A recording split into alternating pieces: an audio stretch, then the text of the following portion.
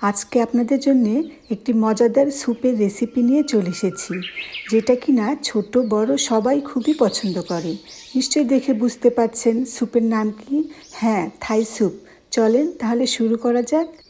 এখানে আমি কিছু চিংড়ি মাছ নিয়েছি, মুরগির বুকের মাংস ছোট ছোট টুকরা করে কেটে নিয়েছি, ফ্রেশ মাশরুম স্লাইস করে কেটে নিয়েছি। আপনি ইচ্ছা করলে ক্যানের মাশরুমও দিতে পারেন।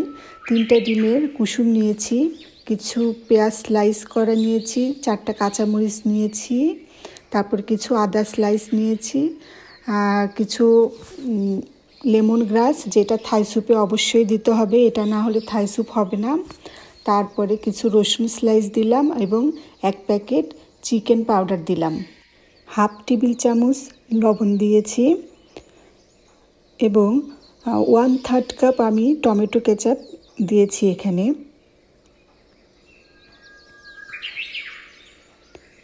এরপরে আমি 1/4 কাপ ম্যাগির hot and sweet sauce add করেছি। এটা দিলে থাই স্যুপটা খুব মজা লাগে।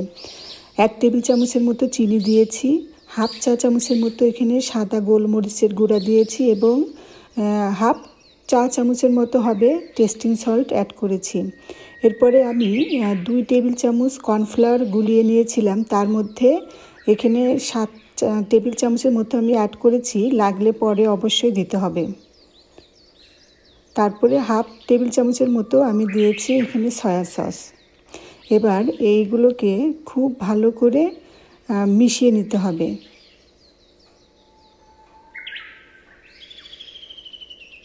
খুব ভালো করে মেশানো হয়ে গেলে আমি এর মধ্যে 5 কাপ পানি দিয়ে দেব এবং খুব ভালো করে মিশিয়ে নেব।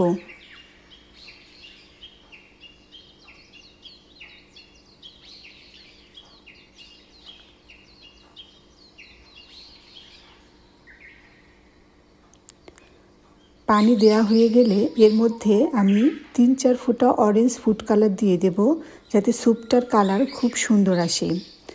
প্রথমে দেখতে পাচ্ছেন যে একটু কালারটা হালকা হালকা লাগছে, কিন্তু নাড়তে নাড়তে কালারটা গাঢ় হয়ে আসবে। এভাবে আমি অনবরত নাড়তে থাকব।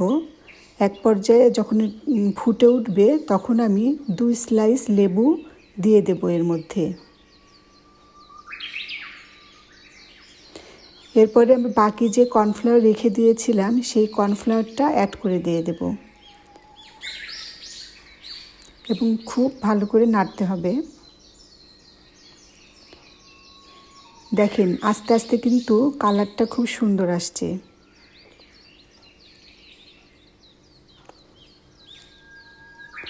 এবার অন্যদিকে আমি একটি ফ্রাই প্যানে 3 টেবিল চামচের মতো তেল দিয়ে দেব এবং তার মধ্যে 1 চা চামচের মতো রসুন বাটা দিয়ে খুব ভালো করে নাড়তে থাকব এবং রসুন বাটাটা যখন লাল হয়ে আসবে তখন আমি এই স্যুপের মধ্যে এটাকে দিয়ে দেব এবং এটা দিলে স্যুপটা খেতে খুবই মজা হয়।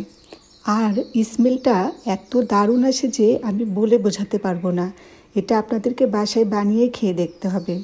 এবার আমি কিছু ধনিয়ার পাতা এর মধ্যে দিয়ে দেব।